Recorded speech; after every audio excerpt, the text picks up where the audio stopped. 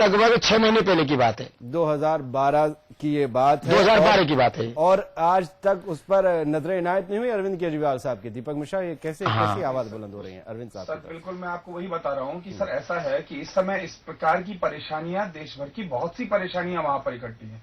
उनका प्रोसेसिंग, उनका वेरिफिकेशन, उन पर काम चल रहा है। और जब लगातार अनशन पर बैठने के बाद और बहुत सारी जब चीजें देखी कि इस प्रकार की परेशानियां तो देश भर के हर कोने में है, तब जाकर कहीं आम आदमी पार्टी का गठन हुआ। कि आंदोलन से जब इस पे फर्क नहीं पड़ पाया, अनशन से फर्क नहीं पड़ पाया, हम इसीलिए तो चाहते थे जन लोकपाल कानून।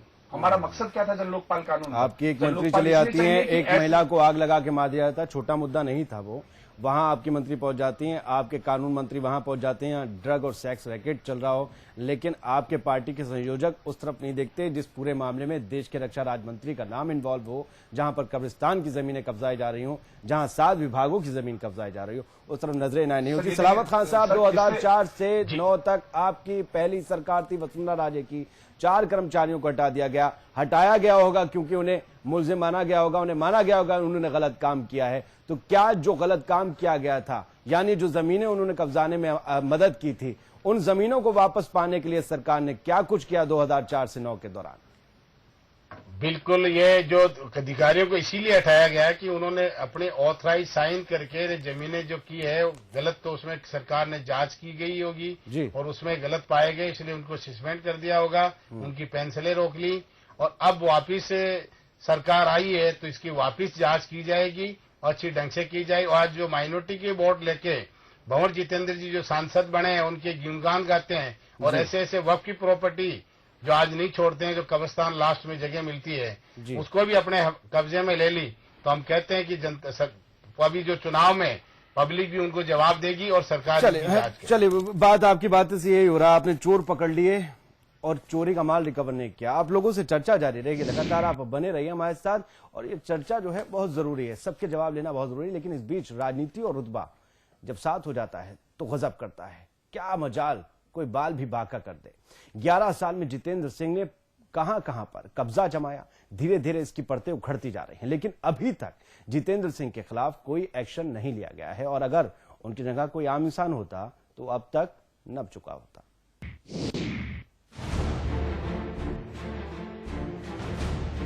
कोई आम आदमी या फिर गरीब इंसान गलती से भी सरकारी जमीन पर अवैध आशियाना बना ले तो प्रशासनिक बुलडोजर उस आदमी के आशियाने को निस्ते नाबूद कर देते हैं। आम आदमी सड़क पर 2 फीट का छज्जा भी निकाल ले तो अधिकारी उसके पूरे घर को जमींदोज करने में अपनी पूरी ताकत झोंक देते हैं। लेकिन अगर यही काम कोई मंत्री करे, कोई रसूखदार शख्स करे, तो प्रशासन उस और निगाह भी नहीं करता। पटवारी से लेकर तहसीलदार तक जानते हैं, लेकिन पलट कर नहीं देखते। हैरानी की बात ये कि अगर कब्जेदार का दबदबा है तो जमीन का मालिकाना हक तक उस रुतबेदार शख्स के नाम हो जाता है। सालों साल सरकार और प्रशासन के अधिकारी कुछ नहीं करते। जब नियम सबके लिए एक, कानून एक, हर शख्स उसी नियम कायदों के तहत आता है, तो फिर किसी खास के लिए नियमों से खिलवाड़ क्यों? क्यों सरकारी मशीनरी भी उस दबंग के साथ खड़ी नजर आती है? कुछ ऐसा ही इस मामले में भी हुआ है। 1992 का मामला है। 1 दशक का लंबा वक्त गुजर चुका है, लेकिन अब तक सरकारी जमीन वापस नहीं हो पाई है।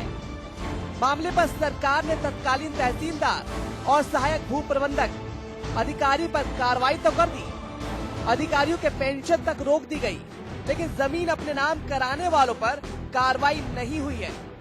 जमीन को वापस सरकारी विभाग के नाम क्यों नहीं करवाया गया? क्यों इतने सालों बाद भी प्रशासन ने चुप्पी साध रखी है? क्यों सरकार के नुमाइंदे इस मामले में कुछ नहीं कह रहे, जबकि फर्जीवाड़े का बड़ा मामला सामने है, दस्तावेज भी है, सरकार की ओर से जांच के बाद कार्रवाई भी हुई है। बड़ा सवाल यह है कि अब तक सरकारी जमीन से कब्जा क्यों नहीं हटाया जा सका है? ये ऐसे आरोप हैं जो जितेंद्र सिंह की सत्ता के सिंहासन को हिला सकते हैं, उनकी सियासी पैठ को कमजोर कर सकते हैं। आगामी लोकसभा चुनाव के मद्देनजर अपने ही मंत्री पर ऐसे संगीन आरोप कांग्रेस के लिए घातक सिद्ध हो सकते हैं।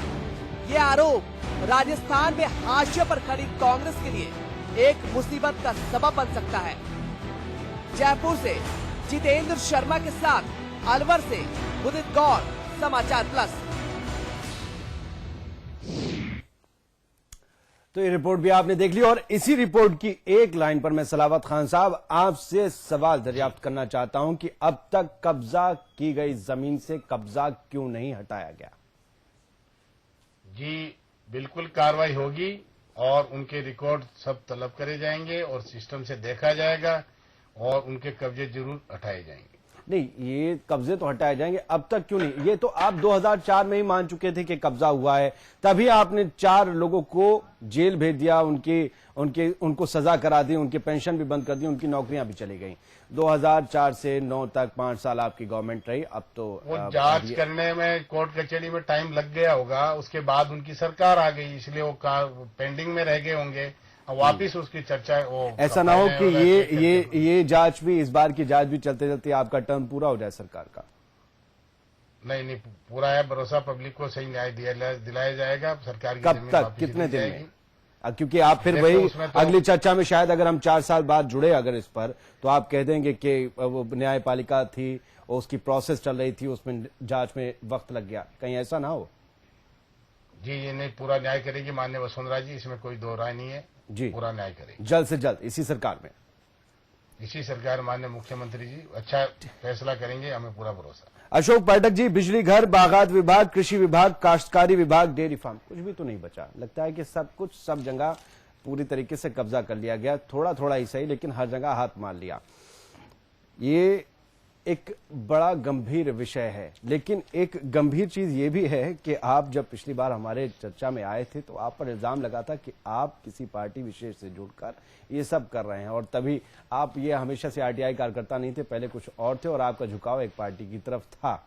दूसरा, केंद्रीय मंत्री भंवर जितेंद्र सिंह ने अपने बयान में कहा कि आप या जिन्होंने भी ये सब मामला उठाया है, जिन्होंने आरटीआई लगाई है, जिन्होंने झूठी ये सारी अफवाहें उड़ाई हैं, उनके खिलाफ वो मानहानि का मुकदमा दर्ज करेंगे। क्या अभी तक आपको किसी किस्म का कोई नोटिस मिला? मैं निवेदन करना चाहूंगा कि कुशलगढ़ का जब सरिस्का में इन्होंने लॉज खोला था, इलीगल कब्जा किया था, वे मैंने प्रकरण उठाया था पिछले वर्ष, तब इन्होंने मानहानि का दावा करने की धमकी दी थी, स्टेटमेंट दिया था, वो आज तक नहीं किया। फिर इन्होंने कब्रिस्तान के प्रकरण में यही कहा, इसमें भी यही कह सकते हैं, चूंकि इनके पास कोई जवाब नहीं है, ये कुछ कह नहीं सकते, सारे सबूत हैं, चीख कर कह रहे हैं कि इन्होंने जमीनें हड़पी हैं। अब ये कम से कम मीडिया के सामने आएंगे तो ये स्वीकार क्यों करेंगे कि मैंने ऐसा घोटाला किया है? इसलिए ये कहते हैं मानहानि का दावा करूंगा। दूसरी निवेदन और करना चाहूंगा, दावा करने के बाद आप पे इतना मेहरबान क्यों रहते हैं भंवर जितेंद्र? हाँ, ये कभी दावा करते ही नहीं। नहीं, दावा नहीं, क्योंकि ये मानहानि का दावा किस आधार पर करेंगे?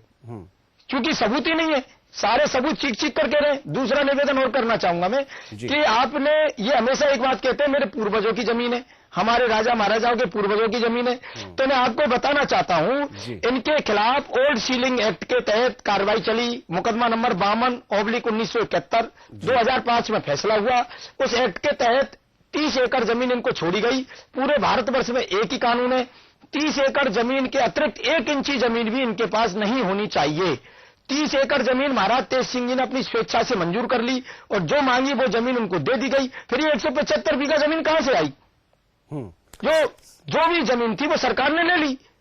हालांकि ये जो 196 बीघा जमीन है, ये मामला अलग है, लेकिन मैं कहना चाहता हूं कि ये कहते हैं हम राजा महाराजा, हमारे दादा पूर्वजों को सबको मिलाकर के इनको 30 स्टैंडर्ड एकड़ एग्रीकल्चर लैंड छोड़ी गई थी जी, जो अलग से है इनके पास। नहीं, दादा परदादाओं की अगर जमीन से अगर बराबरी करेंगे तो फिर तो जमींदारी सिस्टम फिर से लौट आएगा, गांव के गांव हो जाएंगे लोगों के। हाँ, तो ये बार बार ये वक्तव्य देते हैं, ये जनता को बहकाने के लिए। एक इन्होंने कहा था, मैं आपसे निवेदन करना चाहूंगा, पिछली बार जो मैंने इनका फुटेज देखा था, इन्होंने कहा था कब्रिस्तान के विषय में कि कब्रिस्तान विजय मंदिर पैलेस के अंदर, मुझे हंसी आती है, मैं कहना चाहूंगा वो कब्रिस्तान विजय मंदिर पैलेस के अंदर नहीं है। कब्रिस्तान विजय मंदिर पैलेस के बाहर खसरा नंबर 142 और 143 है जी, वहां की ये बात है, और ये कहते हैं विजय मंदिर पैलेस के अंदर। तो चूंकि इनके पास कोई जवाब नहीं, ये दे नहीं सकते, तो इनके खिलाफ आवाज उठाता है, उसको धमकी देते हैं। उसको मैनेज करना चाहते हैं पैसे के बल पर, वो मैनेज नहीं होता तो उसको धमकी देते हैं, उसको मानहानि की धमकी देते। मैं कह रहा हूं सच्चाई जो है, क्या मेरा एक ही प्रश्न है, भंवरजीतन सिंह से प्रश्न है, यदि वो साफ सुथरे हैं, वो दूध के धुले हैं, कांग्रेस पार्टी उनके नेता आका दूध के धुले हैं, तो खुद भंवरजीतन सिंह आगे से न्यायिक जांच क्यों नहीं करवाते? आगे से सीबीआई जांच की मांग क्यों नहीं करते? उनको करना चाहिए। मैं उम्मीद करता कि अगर यहाँ कोई कांग्रेस के हमारे मित्र होते तो उनसे ये सवाल करता और शायद जवाब मिलता, लेकिन है नहीं। खैर, उनकी गैर हाजिरी में सलावत साहब, क्या गैर मुमकिन पहाड़, गैर मुमकिन कब्रिस्तान की जमीन का लैंड यूज चेंज हो सकता है? नहीं हो सकता है जी, तो नहीं हो सकता, यानी कि साफ तौर पर यह कब्जा है। वक्फ की एक दफे रिकॉर्ड साफ हो जाती है वक्फ के नाम, उसके बाद उसका नाम किसी के नाम, उसका मालिक नहीं होता है। वक्फ का मतलब मालिक के नाम हो जाती है, तो ऊपर वाले के नाम, तो उसका कोई हक नहीं होता किसी का। और वक्फ की जमीन में कोई मुख्तार आम भी नहीं होता? नहीं होता है बिल्कुल। तो फिर यानी कि साफ तौर पर दिख रहा है कि पूरी जमीन जो है वो कब्जाई गई है। बिल्कुल। तो इसके लिए तो सरकार स्टेप ले सकती है ना, कम से कम वो जमीन जो वक्फ की है, वक्फ बोर्ड भी होगा राजस्थान में, वो तो इस पर कार्रवाई करवा सकता है ना। बिल्कुल बिल्कुल करवा सकते। तो उसके लिए वक्फ की प्रॉपर्टी रिकॉर्डेड चीज है, उसमें कोई छुपा नहीं सकता है। और इसका मैं और मंडे को पूछवाऊंगा वक्फ बोर्ड में कि पुरानी रिकॉर्डेड क्या है, मगर वक्फ की एक दफा हो जाती है, उसके बाद में देवस्थान और वक्फ की शमशान और दोनों में कभी चेंजिंग नहीं होती। लेकिन वक्फ बोर्ड की तरफ से आवाज न उठाना, क्या ये भंवरजीतेंद्र सिंह के रसूख का दबदबा है या फिर कुछ और गड़बड़ी वक्फ बोर्ड के भी अंदर है? क्योंकि उन्हें तो सामने आना चाहिए था। जब हमारे घर की कोई दीवार में अपनी दीवार बढ़ा देगा, हमारी तोड़ के, या हमारा घर कब्जा लेगा, तो हम तो चिल्लाएंगे। अगर वक्फ बोर्ड नहीं बोल रहा है तो फिर कुछ उंगलियां उधर भी उठ रही हैं। जी बिल्कुल, दिखवाते हैं इसको मंडे को, क्या है इसमें क्या नहीं है। मैं आगे वाला भविष्य में आपको बताऊंगा कि इसकी क्या रिकॉर्ड है, पूरा क्या पुराना नहीं है। चलिए, बड़ा सच के बोल रहे हैं आप सलावत साहब। चलिए, आप सभी से चर्चा जारी रहेगी और जानने की कोशिश करेंगे कुछ और सवालों के जवाब। फिलहाल वक्त एक छोटे से ब्रेक का है, फौरन लौटते हैं।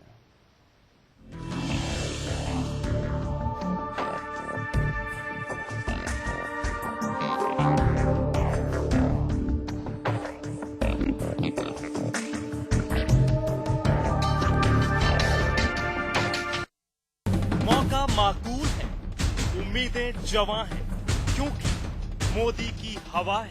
देखिए रात 8 बजे सिर्फ समाचार प्लस पर। आखिर क्या करते हैं कामरूप कामाख्या में दुनिया भर के तांत्रिक? देखिए अघोर तंत्र, रविवार रात 9:30 बजे सिर्फ समाचार प्लस राजस्थान पर।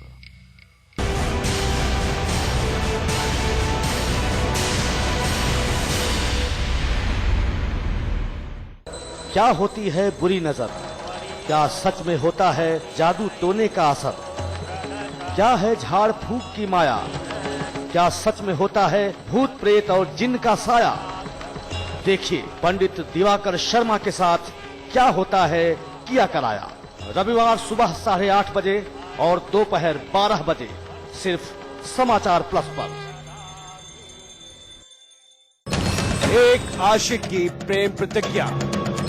देखिए एनकाउंटर में प्रवीण साहनी के साथ रात 9:30 बजे सिर्फ समाचार प्लस पर।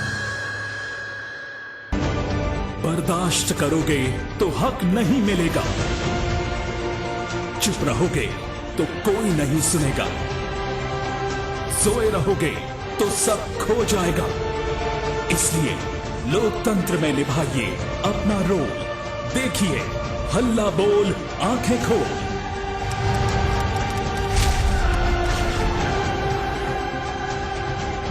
कार्यक्रम के दौरान हमारे इस नंबर पर कॉल कीजिए और बन जाइए बदलाव की इस जंग का हिस्सा।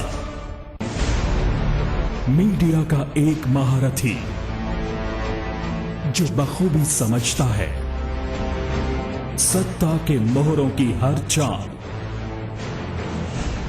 जिससे कभी छिप नहीं सका राजनेताओं के दिल का हाल, जो जानता है हर सच को सामने लाना, जिसे जनता ने भी अपना प्रवक्ता माना। देखिए अमिताभ अग्निहोत्री को सिर्फ समाचार प्लस पर। खबर वही जो हमने कही।